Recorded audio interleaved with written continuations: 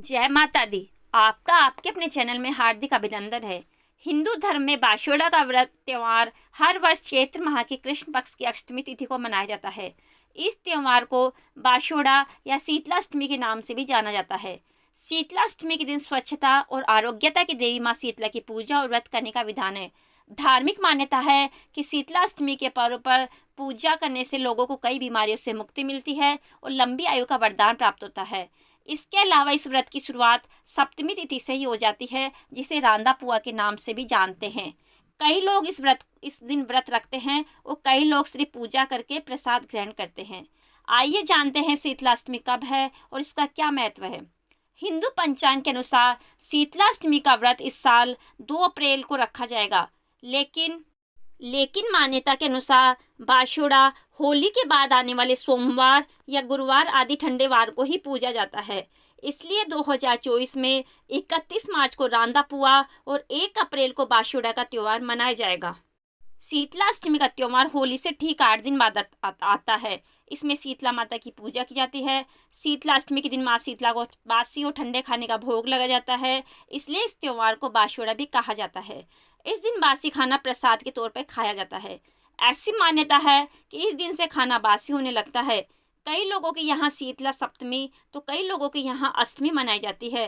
कुछ लोग होली के बाद आने वाले सोमवार और गुरुवार को भी शीतला माता का पूजन करते हैं। शीतलाष्टमी व्रत पूजा विधि। शीतलाष्टमी के दिन सुबह जल्दी उठकर ठंडे पानी से स्नान करें और त्यौहार और व्रत का संकल्प ले। एक थाली में एक दिन पहले बनाए गए पकवान जैसे मीठे चावल, रोटी, राबड़ी, दही, पुए जो भी आपने माता के भोग के लिए बनाए हैं सभी रख ले। पूजा के लिए एक थाली में रोली, हल्दी, अक्षत, वस्त्र, मेहंदी, रुपए आदि रख ले। इसके बाद माँ शीतला की पूजा करें। शीतला माता को ठंडा जल अर्पित करें, उसके बाद दही राबड़ी अर्पित करें। वहाँ से थोड़ा सा जल घर के लिए भी लाए और घर आकर उसे छिड़क दे। थोड़ा सा दही भी लेकर आए और घर के सभी सदस्य माता के प्रसाद स्वरूप ग्रहण करें।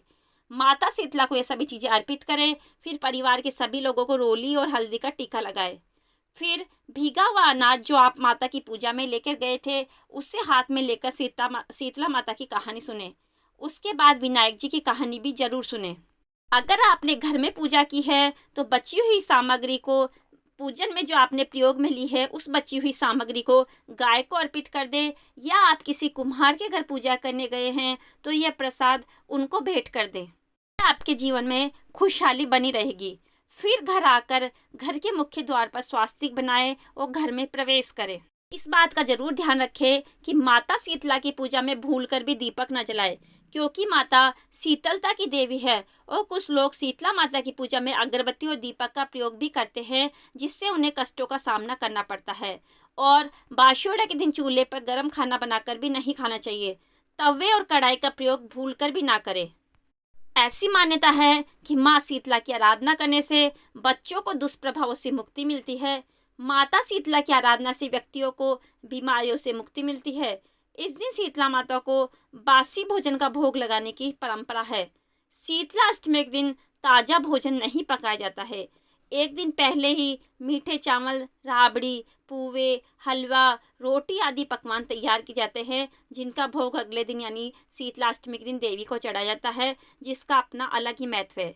इसलिए ध्यान रखने योग्य बात है कि अब की बार 31 मार्च को रांधा पुआ यानी जिस दिन शीतलाष्टमी की पूजा में प्रयोग किए जाने वाली सामग्री बनाई जाती है, 31 मार्च को मनाया जाएगा और 1 अप्रैल को बाशोड़ा और शीतला माता की पूजा की जाएगी।